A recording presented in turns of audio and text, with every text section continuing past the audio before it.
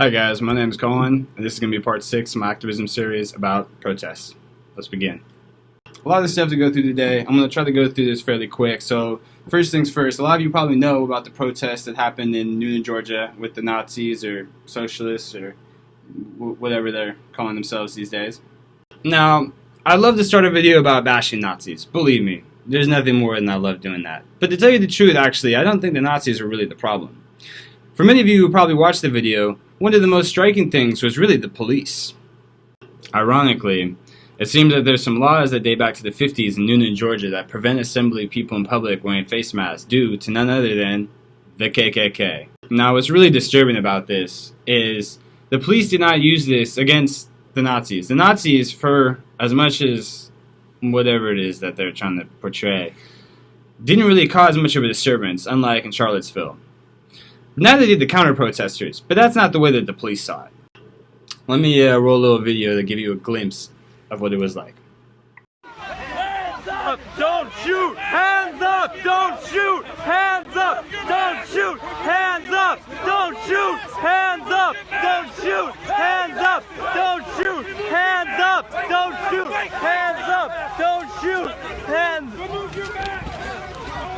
Stay down! Stay down! Stay down! On your stomach. Stay down.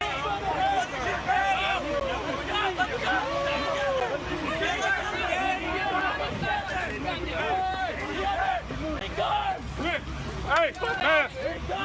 Put your mask on. Now, if I didn't know better, I'd almost think that this was a ploy to stifle dissent using these antiquated laws in some small town in Georgia. As the NSM group wasn't even from there, they're from Michigan, and there was no statue being taken down, so why pick a small town in Georgia to hold a fairly small rally with almost 10 times as many police as everybody else?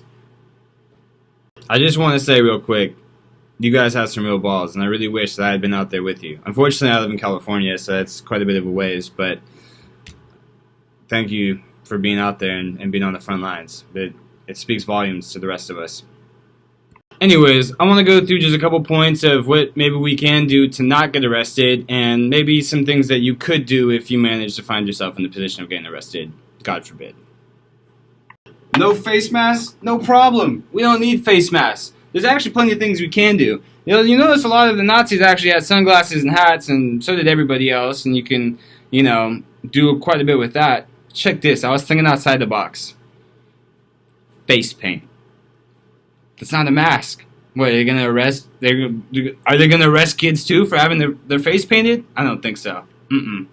Now, in the unfortunate event that you do get arrested by the police for hopefully something that's mundane or minor, I'm gonna post a previous police report of mine to show you what you can do to make the cop's life a living hell without crossing the line. Not that anyone should actually really do this. In fact, I would urge against it. But if you're feeling up to it, I'm gonna put it out there. Yeah, I'm gonna redact some things. Definitely could do without the name calling, but another tactic. Now, what's really disturbing about this is it really seems that they're trying to prevent us from protesting. They don't want us out in the streets. They don't want our voices to be heard by the people. And that's a problem. They're going to do everything in their power, and even though it may be legal, we know better.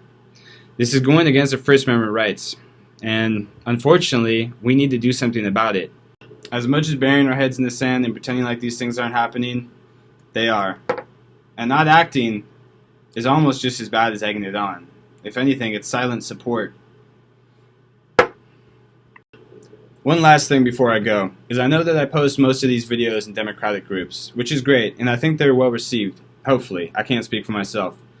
But what I want to do is try to break out of the sandbox. I feel like a lot of things that I say online are always just reverberated back at me, because I'm living within the quote-unquote bubble. These echo chambers where I'm only seeing content and posting content that's already falling on ears that are saying the same thing. I'm going to try to break out of this sandbox and maybe reach out to some conservative groups as well. At the end of the day, they're Americans too, and we're going to need their support, whether or not we like it. Anyways, that last part is just my opinion, so take it with a grain of salt. I could be wrong, but we'll see. One final thing, I'm starting a personal website. It's going to be an independent, hopefully non-biased, non-profit citizen news organization. So if anyone is interested in possibly writing some articles, or you just have something you want to post, maybe a video, feel free to contact me and we can work on putting it online. This is still under construction, but it should be done hopefully quickly. Thanks for watching this video. I really appreciate the support, and as always, pray for our enemies.